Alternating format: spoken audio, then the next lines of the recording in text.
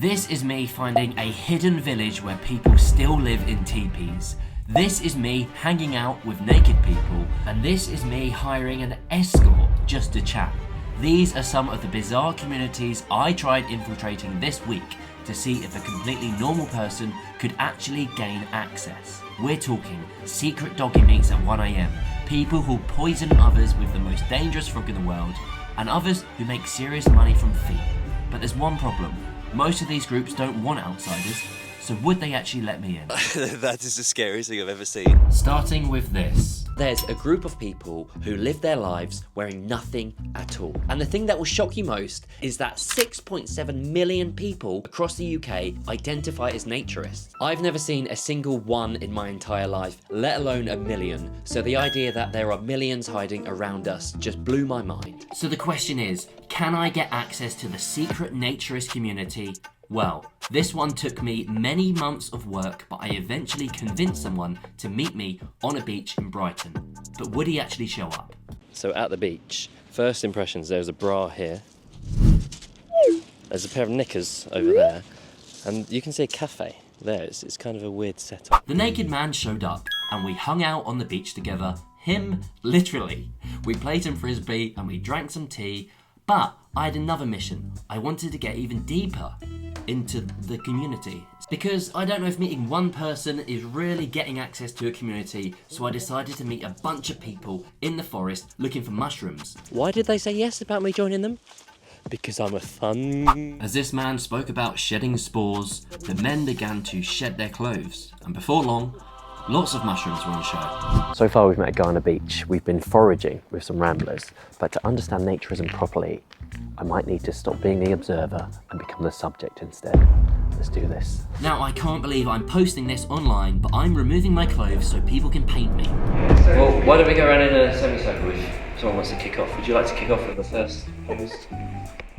I stood in a room in front of people for about an hour. Cool, that was fun. Should we hire an escort? I've picked up a lot of female companions in my time whilst playing GTA, but apparently they exist in real life too. So I headed to London to try and get access to the secret door community. Here's how it works. From the street, all you see is a staircase going upwards and a sign on the door which just says models. So the question is, can we find an insider who's willing to talk to us? Surely not. It's literally just an interview, no extras like that at all. We will both have our clothes on. Yeah, it's not a kink, it's for YouTube specifically. I think that was a pimp in the background. I actually didn't think it would be this hard. I will pay you for the session, but it will just be chatting. No, honestly, yeah, just chat. Eventually, I found someone willing to talk. Just pulling up to an undisclosed postcode in London. We've got to call her and find out the exact place we're going to. Part of me is just expecting a massive guy to just take our money and kick us out, but we'll see what happens. Hopefully we can look behind the curtain of this scene and find out some juicy details. Let's go. White door. So I'm here with Lisa. And what do you call this work? Entertainment Entertainment, okay. for men. Entertainment for men. How do someone looking for this service, how would they find you? Right, so they look for me on a site, an adult working site. They search for what they're looking for. Some guys might want something young, some guys want a mature lady, some guys are looking for certain services. So that's how they find me on that site. Okay, it's time for our toughest mission yet. You will not believe what is about to happen. A Freedom of Information request forced the police to reveal the top dogging locations across the UK. There were over 222 outdoor hotspots and nearly half of them were in Surrey. Some of those sites are infamous. Others are whispered about in private forums. And while some people believe dogging is just a British joke, it's actually very real. So the question is, can we actually find a secret meet? This feels sketchy already. I feel like I should be whispering. And if we head up this path here, you can see like somebody has had a good time.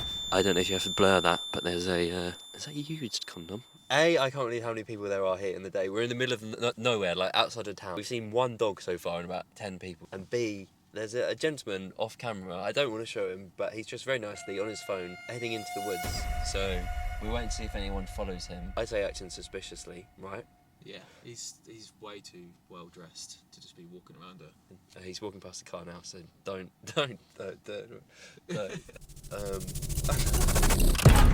Update: our friend has found someone, and they appear to be going into the woods together. After hundreds of messages and being banned from countless forums, we finally found a member of the community who was willing to talk on camera. Okay, this is it. I'm very nervous about meeting this guy, genuinely nervous, and I don't know what to expect. Here we are. So how did you first get into dogging? Oh, my mate said that there was a car park where people used to come and just have fun, and I never really believed him, to be honest, but I thought, come and see what happens, see what it's about. So I came, sat in my car, before I knew it, people doing all sorts of things. Whilst the contact was happy to provide details on the background of the scene, he wasn't comfortable revealing where an event might be taking place that night. So we decided we'd drive to each potential location throughout the whole of Surrey, one by one, to try and find something ourselves. This one is empty. We might find something, or we might find nothing, but either way, it's gonna get weird. One dead, two dead, three very public. And then this happened. A lot of cars.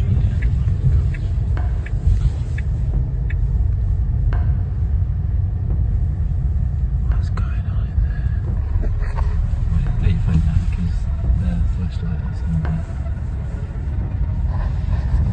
Wait, this is it. Oh shit. I'm hiding my phone, you can't see it. We are at a dogging site. It's 11:30. There's a man running around with half his trousers down. How many people have I don't understand. This is ridiculous. It seems to be that there's an audience one side and a woman in a cast at the other side. We've been flashed.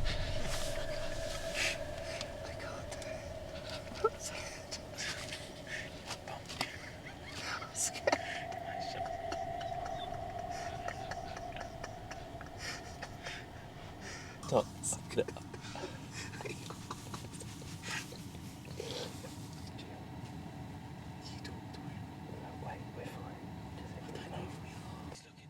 Just say you're right. Let him in. Alright. Not too bad, thank you. Oh, thank you. It's not mine. It's not mine, it's my friend's. What was it? You're just boring it. No, it's his car.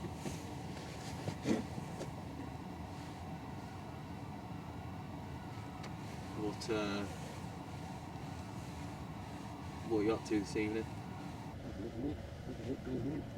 No, there isn't. Bit dull. Is it usually a bit more active here?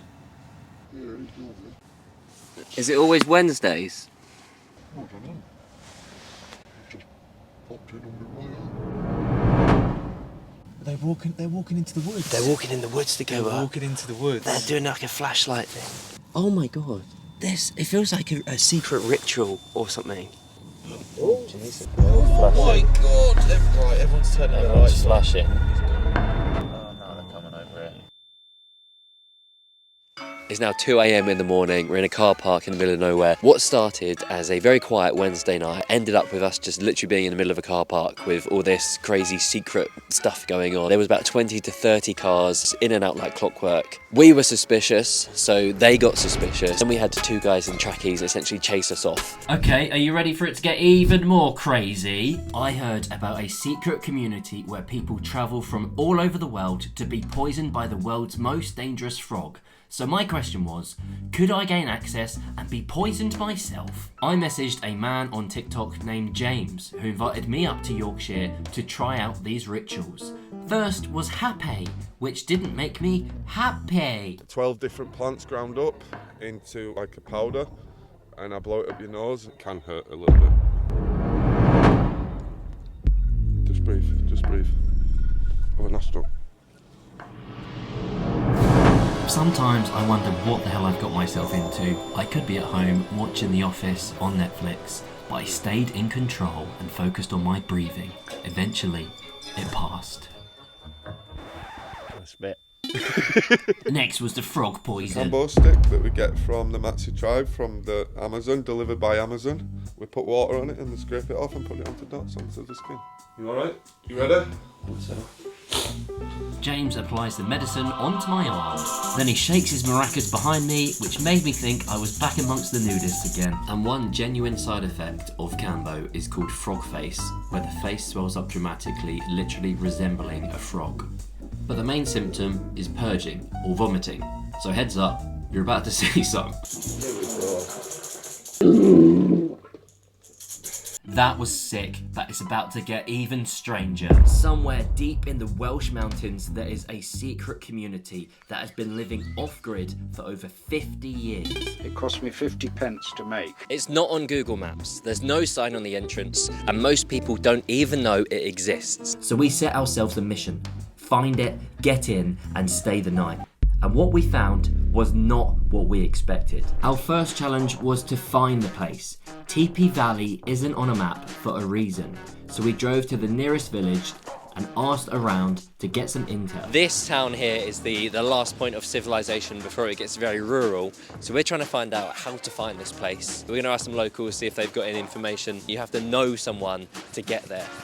What's it like, Teepee Valley? Well, I've only been there a couple of times, but you know, I went to the Full Moon Sweat Lodge. It's like a naked sweat lodge sauna.